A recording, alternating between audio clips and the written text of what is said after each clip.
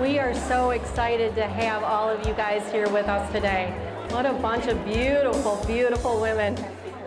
My name is Barb Nada, and I'm just honored and blessed to be the Executive Director to the Gaines Chamber of Commerce. And Shannon, our wonderful, beautiful Byron Center Chamber Director, is caring for her family today, so she couldn't be with us.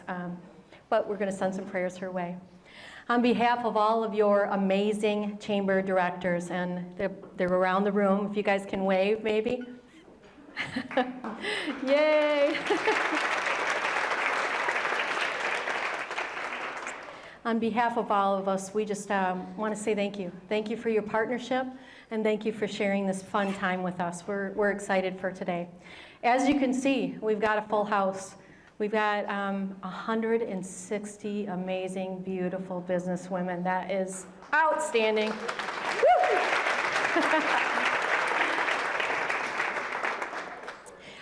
We've got a very busy schedule, so that's why we wanted to start on time and get you guys out and have some fun. We've got a delicious railside buffet lunch provided for all of you. We're going to be passing around the microphone, as we always do, to all the wonderful table sponsors, and we ask you to do a very brief, just because we've got so many wonderful women in here, for introduction to your business. And then we get to enjoy listening to our amazing speaker, Shariem Saterfield. We're so excited that she's here with us, and it's going to be a great day. Before we begin, I always like to say a prayer over our event and our meal, so let's pray. Dear Lord, we thank you and feel so blessed for the opportunity to gather here today with all of these amazing business women. We thank you for your love, your grace, guidance, and mercy. We thank you for walking with us every single day of our busy lives, and we pray that each day will be filled with your peace, with your presence, and with your hope. And may we continue to treasure every single opportunity that we have to gather with family and friends and business partners. We ask for your healing hand to be upon those that are ill, and we ask for your hand of provision for those suffering and in need. We continue to pray for protection for all who are in harm's way, and may the days ahead bring everyone here so many beautiful blessings and fulfilled dreams that just bring all of us so much closer to you. Thank you, dear God, for those that are here to share your blessings and the generosity of our hosts that make this event possible. Please bless this meal that we are able to share together, and we pray this in your Son's name. Amen. We want to thank Tammy and her staff at Railside for providing, there she is, thank you. This beautiful venue, isn't this amazing? And you're going to have a delicious meal. Her team will now dismiss each one of you by tables to enjoy the lunch. So we'll get started.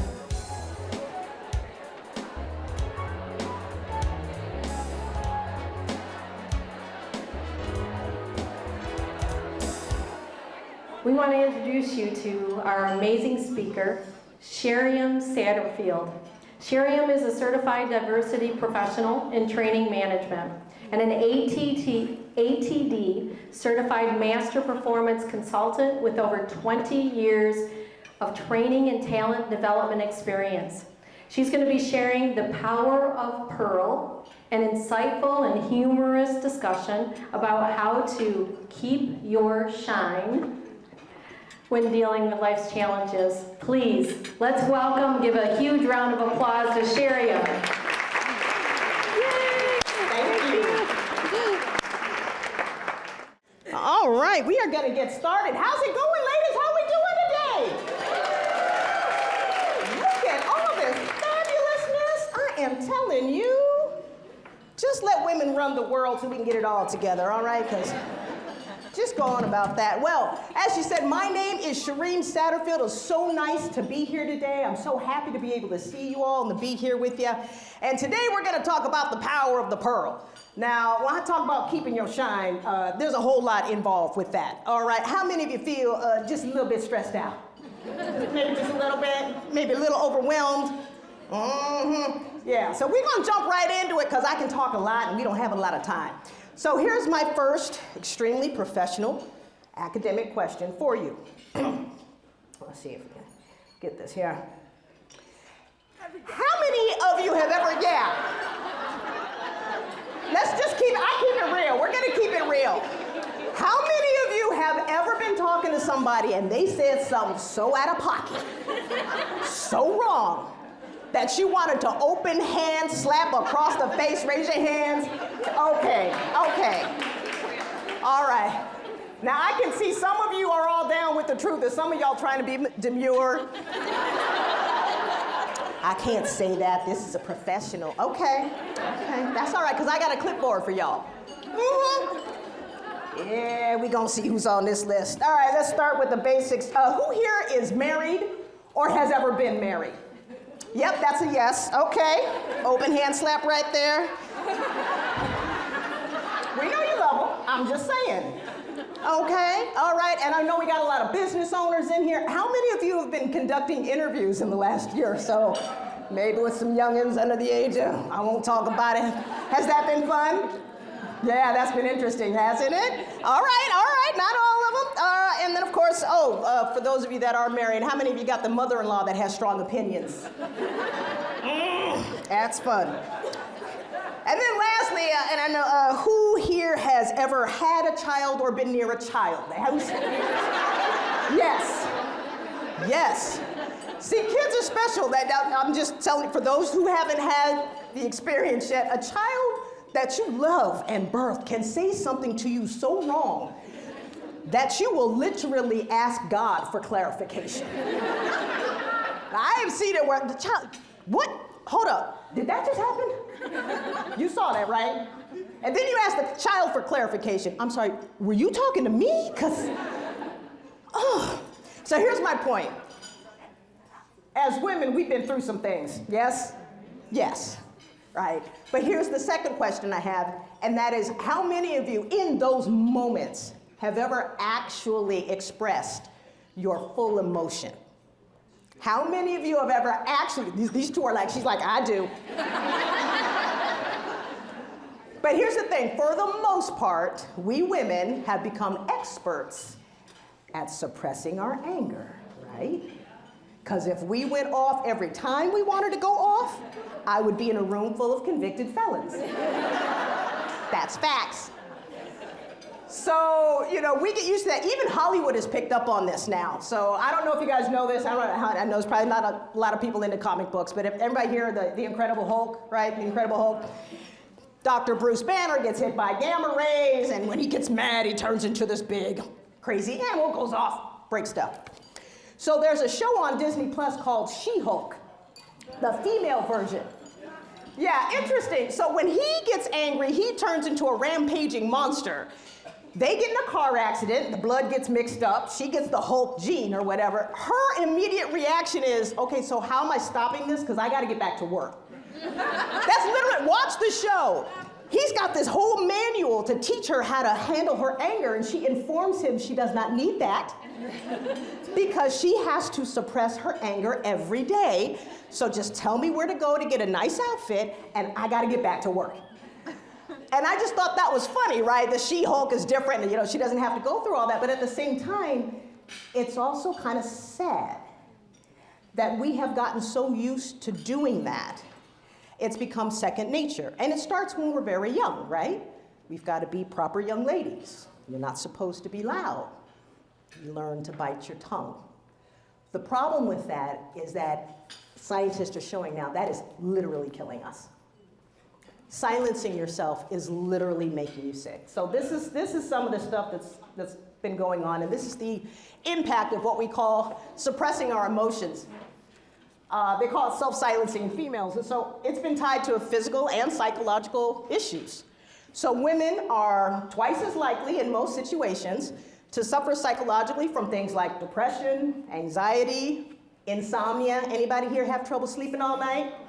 Some of you are like, all night, is that how you sleep? Yeah. You're actually supposed to sleep for the whole night.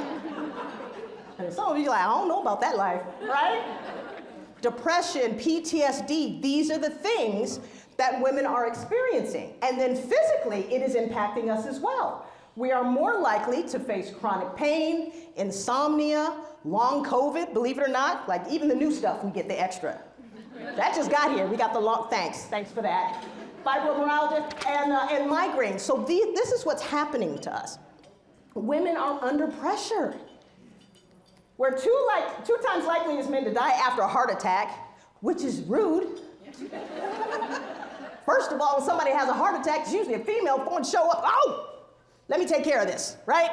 We get a heart attack, boom, we just done. That's not fair. That's not fair. And women account for almost 80% of those impacted by autoimmune diseases, which means we are spending so much time and energy trying to make the people around us feel better, we are no longer able to take care of ourselves. We can't heal ourselves. And that's not cool. But that's all right, because I'm going to teach you how to fix that today. All right? That's what we're going to do. All right? So we need to change some things up. Now, before I get to the fun part, I do want to say this. Here's why this is different, because a lot of you are like, well, that's nothing new. Women have always had to deal with things, right? Generation after generation. Times are changing, though, now. The stress that you are experiencing is different from the stress that your grandmothers and their mothers experienced. Different situations. First of all, women nowadays, during the day, we got them in this room. They're CEOs, they're business owners, they're doctors, they're lawyers, they're surgeons, they're politicians. Sometimes they're world leaders during the day. And then you get home at night, and then what do you become?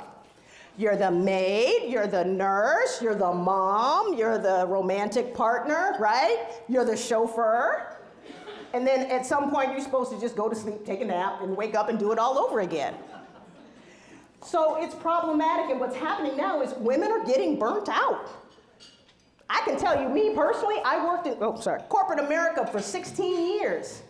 I tapped out, yo. I was like, you know what? I'm gonna tap out because one of us is gonna die. And you got more lawyers, so I'm gonna go.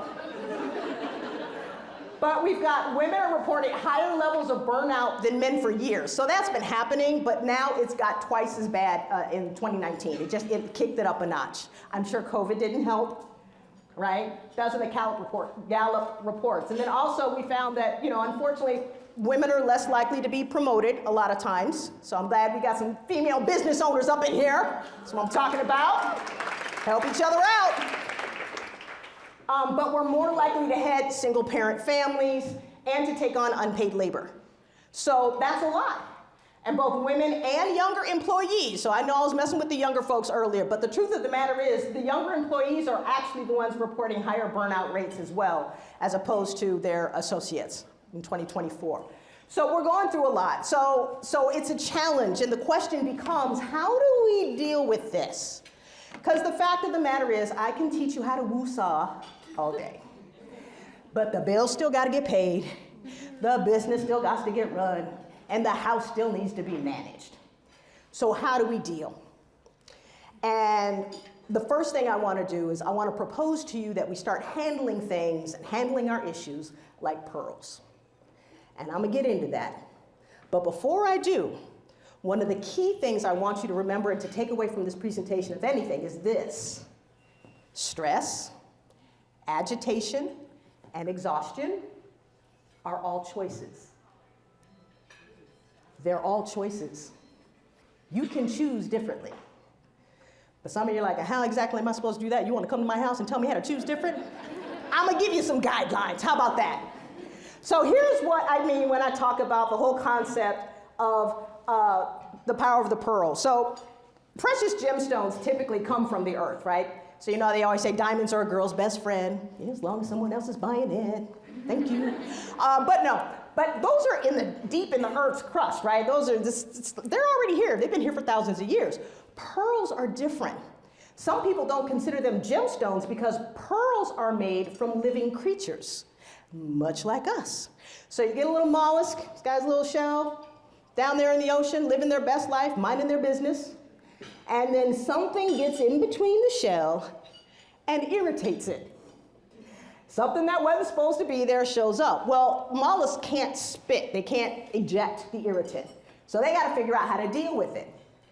So rather than get sick, get ill, or just fall off, what they do is the shells, they add what's called a layer of nacre.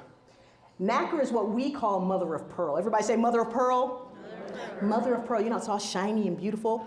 So what it does is it takes the irritant and it just keeps laying on mother of pearl, until finally the irritant gets covered in these layers and it hardens and becomes this beautiful pearl. So you can find several pearls inside of a mollusk at one time.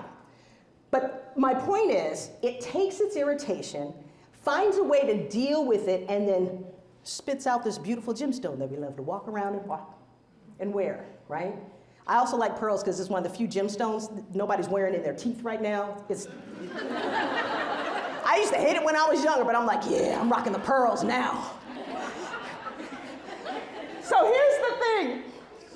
When we talk about your irritations and those things that are bothering you, what I like to do is, because I'm such a pearl fan, I like to leave everybody with 3 pearls of wisdom. So we're going to learn 3 pearls of wisdom today to help you overcome these challenges. Are you ready for them? Yes. All right, we're going to talk about 3 pearls of wisdom. Here we go. The very first thing I want you to think about is start sharing. Ladies, you don't have to do all the things. You've been raised to believe you have to do all the things. You may have some people in your life telling you have to be all the things. Mother-in-law, I'm just saying. But in actuality, you don't have to do all the things. And this is both personally and professionally. It is okay for you to take a look at your life and ask yourself, who can I empower by sharing my knowledge with someone else? Who can I give the opportunity to show that they too can do it? Now, I've got an aunt. She's down here. She lives in Grand Rapids. She's an excellent cook. She's about 78 years old right now. She's starting to get a little tired. Family dinners were always at her house, like the big events, right? She's starting to get tired. She would make less food, but I would always ask her, well, when you're done, when you no longer want to do this, who's taking over? She was like, I don't know, but y'all better figure it out. Now, she does have a point, technically. Next generation, we should be figuring it out. But my point is this. She never, until she couldn't, took the time to actually say, hey, I'm going to start doling this out. Oh, you like my pie? I like my pie too. I'm going to teach you how to make my pie because I'm not making it next year. You like those potatoes? Awesome. I look forward to next year when you make them. My point is, we can share. It's okay. It's okay for you to look at your responsibilities at work, even as business owners. I get it. For some of you, you work real doggone hard to get that business. You remember your first day in business? Do you remember? You remember how good it felt? You were the owner, you were the person in charge, or maybe you had just got promoted and you were like, this is my position. You were gonna make doggone sure that everybody knew you knew exactly what you were doing, which is great. But what happens is we exhaust ourselves so much trying to do everything.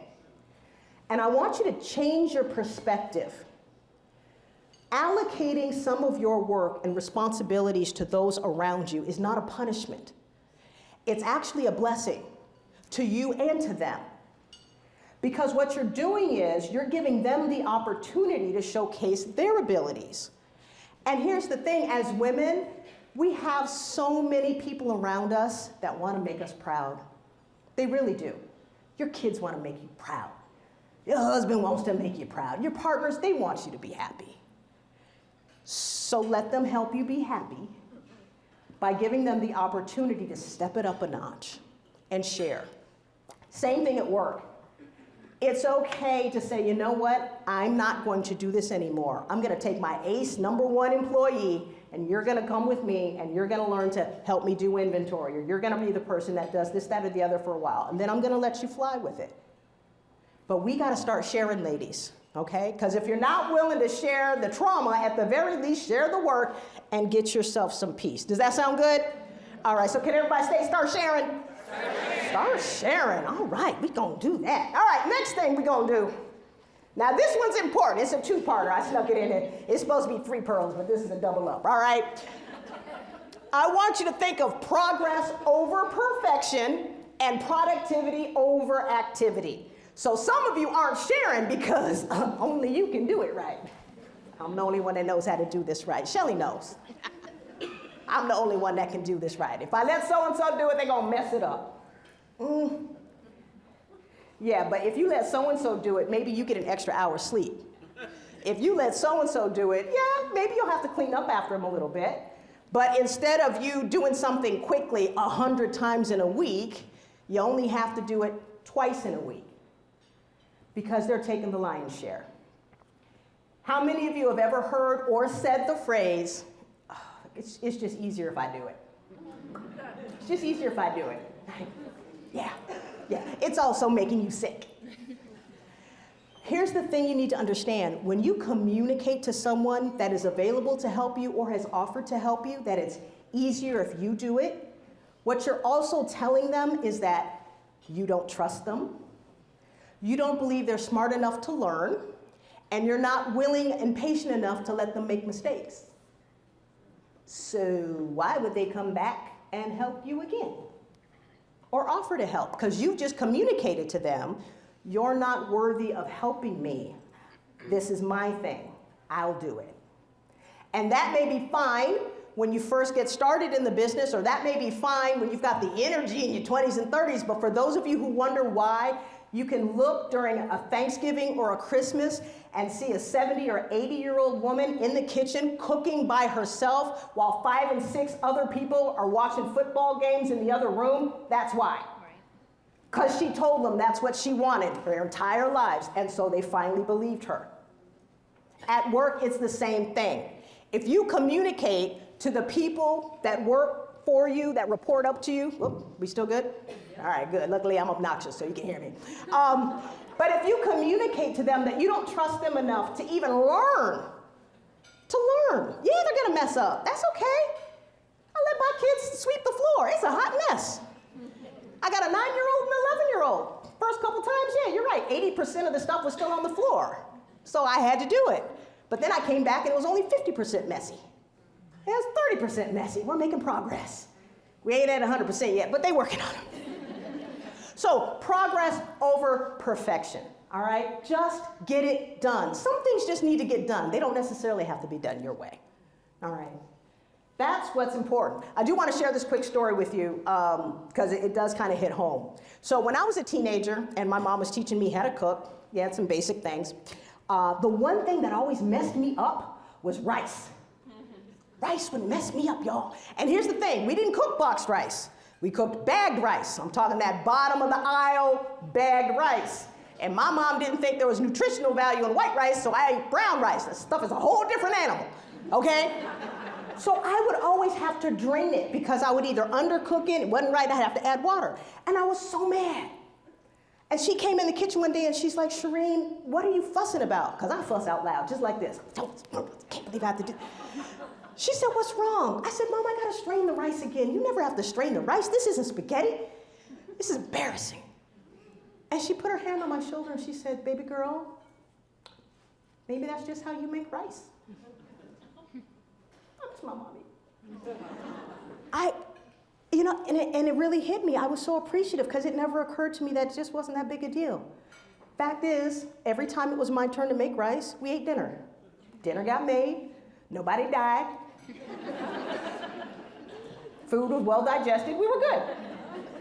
But I was so caught up in, but that's not how you do it. It didn't matter. And notice, she didn't stop to take her own energy out to teach me. She had already taught me how to make the rice. The point was, you'll figure it out eventually and get better. So look for opportunities in your environment to do that. Look for opportunities to cut down on some of your processes as well. Productivity over activity has to do with all of the things that you are doing that you say are driving you crazy, and half of you don't have to do those things. You don't. For example, did you know it's okay for kids to be bored? They can be bored. It is possible for you to go a whole Saturday without going to a soccer game, a lacrosse game, a basketball game, a game of any kind. You can sit right there on the couch. It's okay. So take a look both in your personal lives and at work and say, all right, what are the things that we're doing that are actually adding stress to our lives that we need to do? Yeah, they need to get done. But then what are some things that we can do and approach differently? And then from the productivity versus activity, how many of you are attending meetings on a regular basis? Yeah, and how many of you find those meetings remotely useful? Half the meetings you go to, you don't have to go to. Half the reports you may or may not be writing or receiving, you probably don't need. I mean, really analyze them. First of all, I'm gonna tell you something right now, big secret. Meetings and reports are for decision making.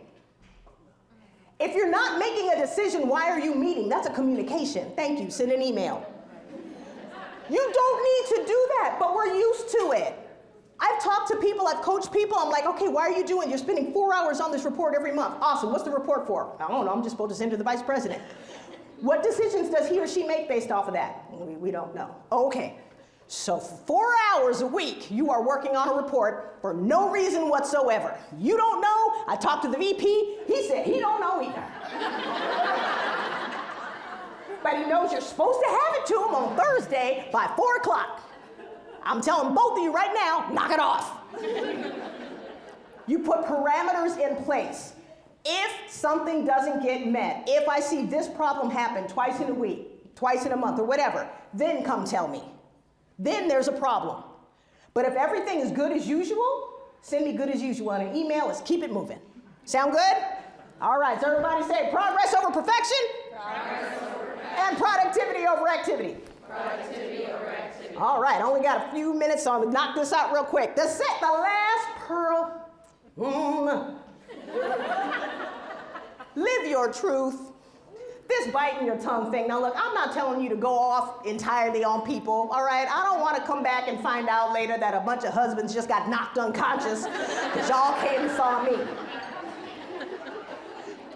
But when I say live your truth, what I mean is this. A, you don't have to put up with disrespect. If there is someone that has gotten on your nerves forever, ever,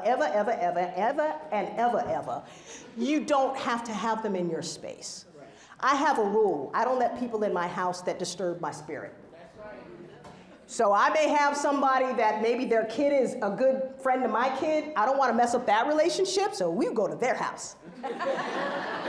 You can go to their house, or they can drop their kid off at my house, but we're not having coffee. We ain't doing that because you a little much. Or if we're gonna do that, we'll do it on neutral ground. I can put up with a coffee away from my home, but my home is my safe space. Your home, your place of business, your office, you know, it's your safe space. So set up some parameters. Okay? Set up some parameters. And listen, I know how hard it is to say no, but you can do it. I want to dare you all to be disappointing. Yeah, I dare you to be disappointing. Go ahead.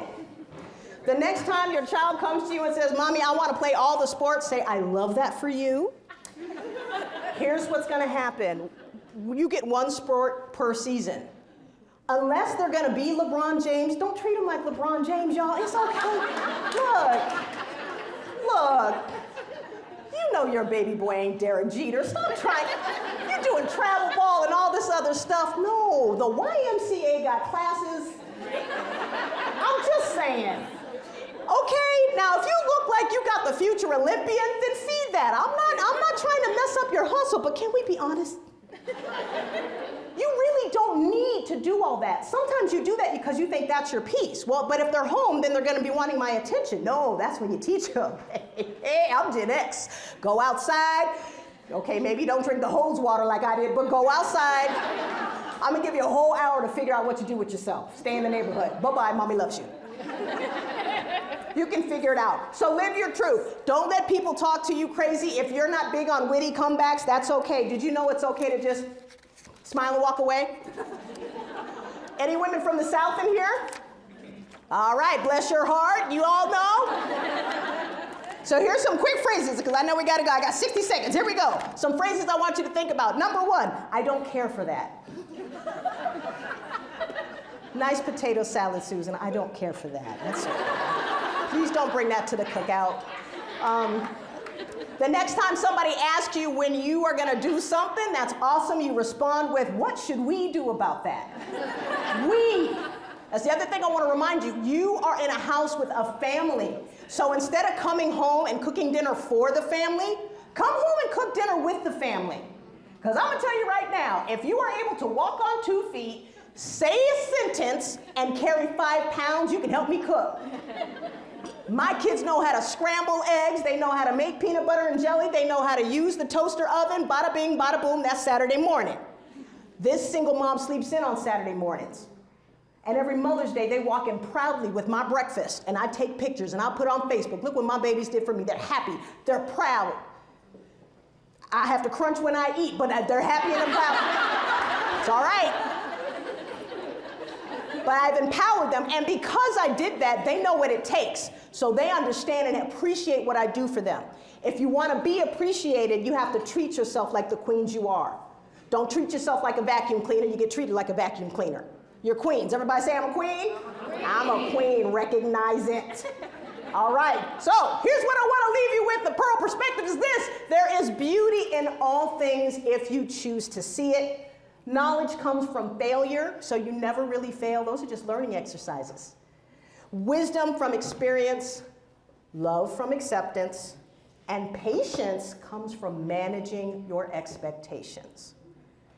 So put your peace at the forefront, communicate to those around you what your expectations are, let the people around you share in the wealth of your knowledge and your time, and that's going to help you to build stronger relationships with them. That's the pearl part. So look at the things that you think agitate you and see, how can I turn this into a learning opportunity for them so that we can have more time together? Cooking with my kids, that's great time. It's way better than me cooking, being exhausted, and then handing cookies and not hearing a thank you. No, we're gonna thank each other because we're all in this together. And ladies, I want to say I'm so proud to see you here at the Chamber because we are all in this together. You should be very proud of yourselves. Give yourselves a hand for your good job. All right. Well, my name is Shariem Saterfield. I'm with Saterfield Coaching and Consulting. I, too, am a small business owner. I just went independent this year. Thank you. So please feel free to hit the code. I also have a podcast I started called the Onyx Pearl Productivity Podcast. It's on Spotify, Amazon Music, and iHeartRadio, so check me out. Thank you all so much. Oh man, that was amazing. Another round of applause. Shariem Saterfield. Woo! That was so wonderful. We hope you've enjoyed your time together. We wish you all the many blessings and have a wonderful rest of your week. Thank you.